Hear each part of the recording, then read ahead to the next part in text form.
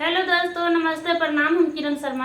हम मंजू शर्मा अपना YouTube channel पर सबके स्वागत करे छी। नमस्ते प्रणाम सब दीदी भाई जी के प्रणाम, सब यूट्यूब फैमिली के प्रणाम, जते दाई माई दीदी सुनबी सबके प्रणाम।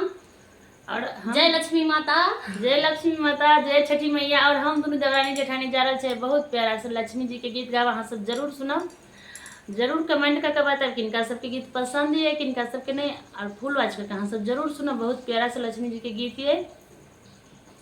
अहाँ सबके नीक लागत तो शेयर जरूर करब, कमेंट करा के नहीं भूलब और प्यार आशीर्वाद देव के सेहो नहीं भूलब। बहुत प्यारा। आ खास कर देखी छे हमर दीदी लक्ष्मी माँ के पूजा उपास केने छथिन, उनका कनी आवाज कंट्रोल में छे। आज एथिन लक्ष्मी माँ गरीब के आंगन में, आज एथिन लक्ष्मी माँ गरीब के आंगन में।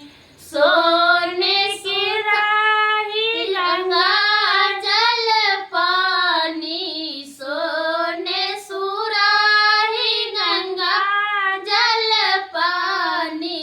चरण पखारब लक्ष्मी माँ गरीब के आंगन में, आज चरण पखारब लक्ष्मी माँ गरीब के आंगन में। आज एथिन लक्ष्मी माँ गरीब के आंगन में, आज एथिन लक्ष्मी माँ गरीब के आंगन में। सोने की थाली कपूर बाती, सोने की थाली कपूर बाती। आरती उतारब लक्ष्मी माँ गरीब के आंगन में, आज आरती उतारब लक्ष्मी माँ गरीब